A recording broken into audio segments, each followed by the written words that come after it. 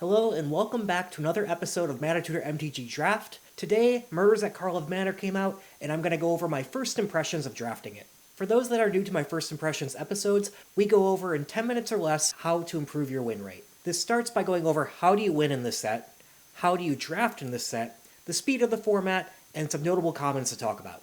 If I were to summarize how you win in this set, it's all about getting value for your mana. I know that's true in most sets, but it's especially true in this set. Keep in mind the expensive disguise creatures, especially those that are 3 or more mana to flip, aren't typically worth it. That's because it effectively says pay 4 or more mana, sacrifice a 2/2, and then get whatever creatures on the other side.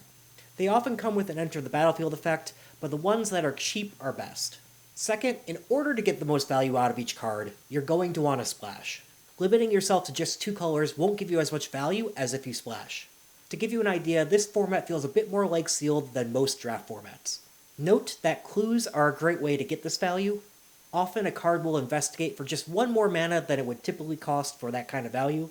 Also be on the lookout for creatures that have 3 toughness or more. They're great for blocking all the disguised creatures out there. And note, with so many disguised creatures, your 3 mana slot will be very heavy.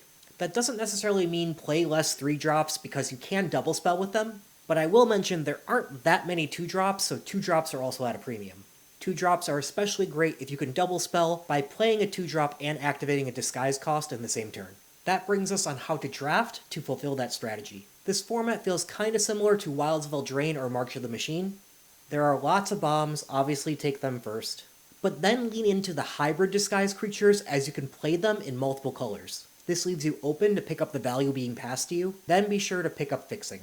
So far, it's felt pretty easy to make playables given so many cards will fit into so many different decks. The key is, are those playables giving you more value than your opponents? Note, you can no longer rely on a color missing as a signal. Play boosters did go away from that. They only guarantee a common of 4 colors in a pack. As for the speed of the format, I would say it's mostly slow. I've seen fast red-white and green-white decks, but every other base color pair has been slower, usually taking until at least turn 9 to win. There are a lot of good reprints like Shock, Galvanize, and Murder, so I'm not going to go over all the commons, but I'll focus on the hybrid mana disguise creatures. Like I said previously, the cheap disguise costs are better. Essentially focus on the top row of these 10, and roughly avoid the bottom row. They're all reasonable if you happen to already be in those colors, but I'd only pick up the bottom row when you don't have a better good option. I will say Shady Informant is kinda in the middle, as its disguise is 4, and creatures tend to be smaller in this set, so dealing 2 damage to any target does come up. That's all for today. Don't forget to like and subscribe to be notified about my upcoming strategy videos.